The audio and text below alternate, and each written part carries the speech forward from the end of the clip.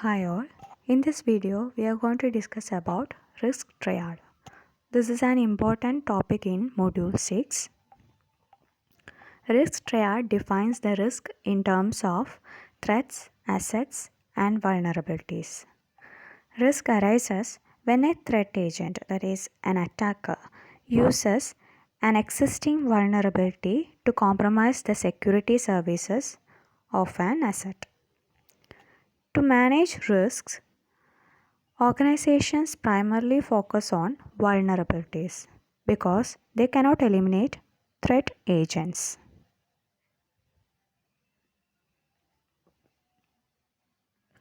Organizations can install countermeasures to reduce the impact of an attack, thereby reducing vulnerability.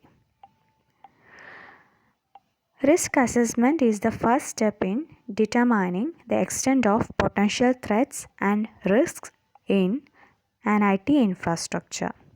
The process assesses risk and helps to identify appropriate controls to eliminate risks.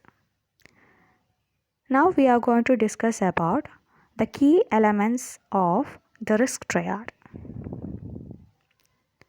assets, threats, vulnerabilities. Assets. Information is one of the most important assets for any organization. Other assets include hardware, software, and the network infrastructure.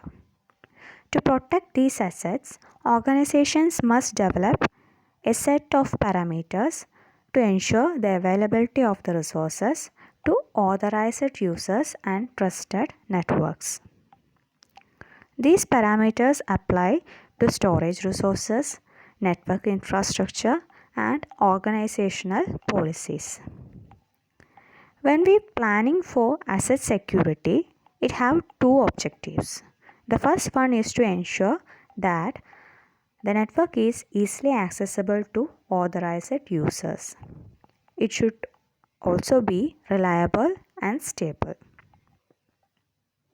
And the second one is to make it very difficult for potential attackers to access and compromise the system.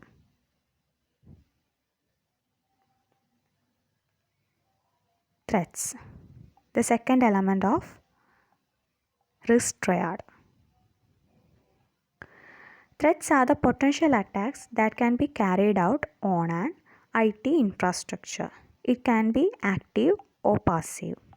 Passive attacks means the attempts to gain unauthorized access into the system. And active attacks include data modification, denial of service, and repudiation attacks. Modification attack is also the unauthorized user attempts to modify information for malicious purposes. Denial of service means it denies the use of resource to legitimate users.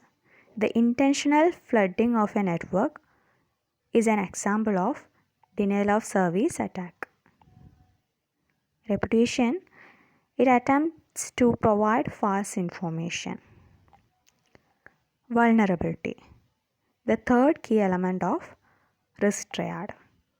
The paths that provide access to information are the most vulnerable to potential attacks. Each of these paths may contain various access points, each of which provide different levels of access to the storage resources. It is very important to implement adequate security controls at all the access points on an access path. Implementing security controls at each access point of every access path is termed as defense in depth. It is also known as layered approach to security because there are multiple measures for security. Defense in depth recommends protecting all access points within an environment.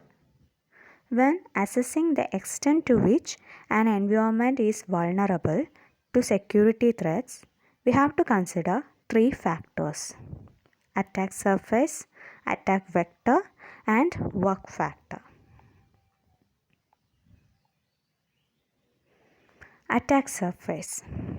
It refers to the various entry points that an attacker can use to launch an attack. Each component of a storage network is a source of potential vulnerability. All of the external interfaces supported by that component can be used by an attacker to execute various attacks.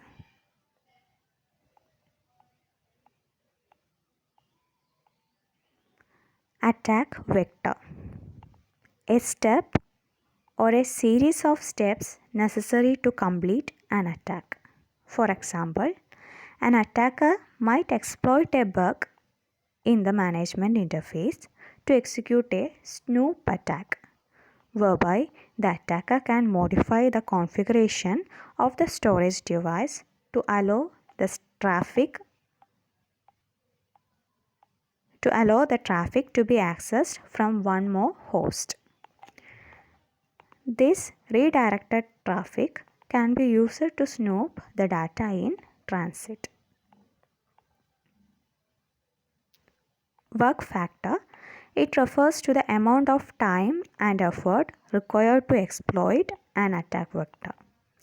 For example, if attackers attempt to retrieve sensitive information, they consider the time and effort that would be required for executing an attack on a database. This may include determining privileged accounts, determining the database schema, and writing SQL queries.